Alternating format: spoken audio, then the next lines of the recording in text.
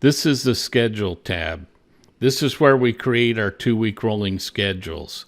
The schedules are created in groups of 2 weeks. However, you can create as many 2-week schedules as you want. So 2 weeks, 4 weeks, 6 weeks, etc. Before we create our first 2-week rolling schedule, I want to go back to the master schedule for a moment because the master schedule and rolling schedules work hand in hand. The first thing I want to point out is that we're going to write our rolling schedule for these 2 series of tasks here, underground feeder conduit and underground branch conduit. This tells us that these series of tasks both require a crew size of 3 workers each, and they are both set to start on January 9th. Moving back to the Schedules tab, I want to point out that this software is designed to be set up by the project management team and utilized by the field management team. Ideally, your field manager would write the rolling schedules, although if it suits your needs, there's no reason why your rolling schedules could not be created by the project manager. To start, select a date for your schedule by scrolling forward or backward here. The schedules always start on a Monday.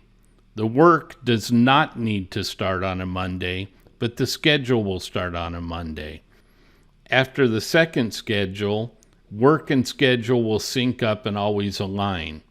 Once the start date is selected, click Create Timesheet.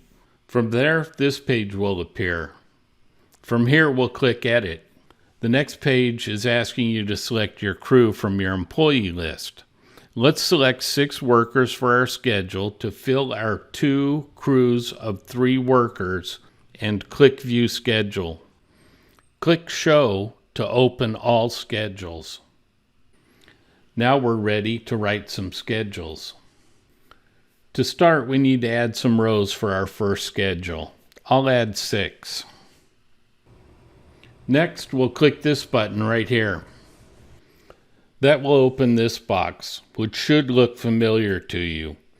This is the work breakdown structure from the master schedule. The tasks, listed in green, can be inserted into the rolling schedule by selecting and clicking on them. We'll start by selecting all the tasks for the underground feeder conduit.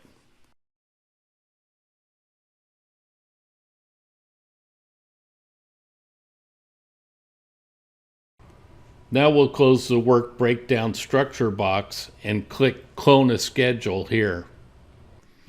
We'll select our current schedule as our source and select 2 other workers for our destination and click Confirm Clone.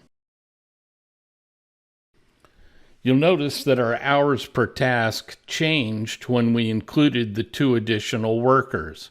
This is because the program is using the worker's actual wage to determine how many hours the worker or workers have to complete each task. The program is taking the hours per task and multiplying them by the estimated average labor rate to establish a task budget. Then it's dividing it by the worker's actual wage to calculate the time to complete each task. This means that the lower paid a worker is, the more time they will have to complete the task, which, if you think about it, is how it should work. You can't expect an apprentice to complete work as fast as a seasoned journeyman, and, regardless, there is a task budget that should not be exceeded. In the case of a crew, the crew average labor rate is calculated and used to determine the time to complete. So we are scheduling hours, but we're managing dollars. Let's schedule the underground branch conduit to our last 3 workers. Now our rolling schedule for our 2 crews of 3 workers is almost complete, but there's one more thing we have to do.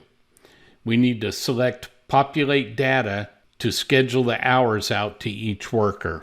And there they are. Now there's just one more thing I need to show you, and it's this little arrow right here. If you click on this, it will bring up this page right here.